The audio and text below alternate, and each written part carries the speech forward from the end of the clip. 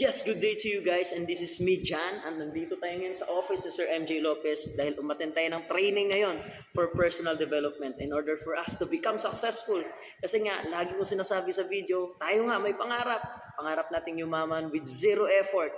O sabi ng buhay, mukhang kailangan talaga natin mag-effort. So yun nga, attend tayo ng training kasi for personal development. Ang pinaka-purpose naman talaga nito guys is, alam mo yun, in order for us to become successful kasi is, we need to build our character first because success is also a character. Yan isa sa mga natutunan ko. And through this video, kaya ako nag-create ng video ngayon, wala. Ang maririnig nyo lang dito is puro pasasalamat, puro, alam mo, grateful lang. So, syempre, kung may papasalamatan man ako, syempre, una, si God. Kasi alam mo yun, kahit marami tayong pagkukulang sa Kanya, marami akong pagkukulang sa Kanya, is patuloy niya pa rin akong binibless. Pangalawa, yung parents ko. Mga taong nagmamahal sa akin kahit na wala pa akong napapatunayan. Mga taong nagtitiwala sa akin kahit wala pa akong napapatunayan. Alam mo yun? Kung sila nga naniniwala, how much more pa kaya tayo, di ba? Sa sarili natin. Kailangan lang natin magtiwala para matupad yung mga pangarap natin sa buhay. Yan yung isa sa matutunan ko from my mentor, Sir MJ Lopez.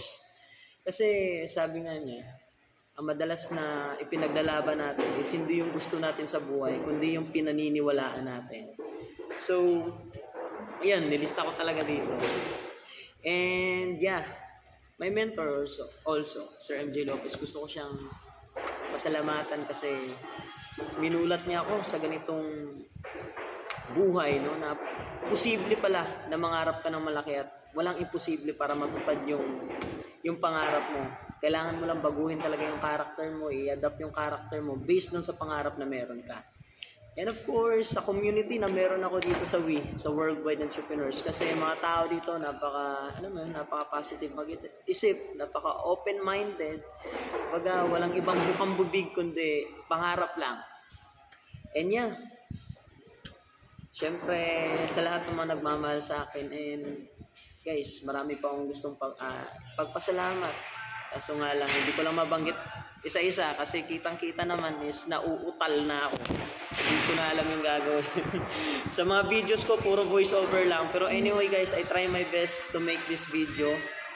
Kasi alam mo yun, agreement ko na to sa sarili ko na kailangan mag-improve everyday. So yun lang guys, thank you so much and stay tuned lang sa mga paparating pa na videos natin. Maraming salamat. Yeah, gawin mo lang kung anong gusto mo.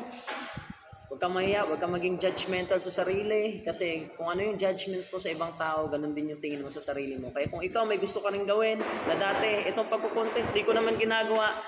Kinakahiya ako dati pero ito ngayon, ewan ko. Pero ito, masaya ako sa ginagawa ko. Goodbye.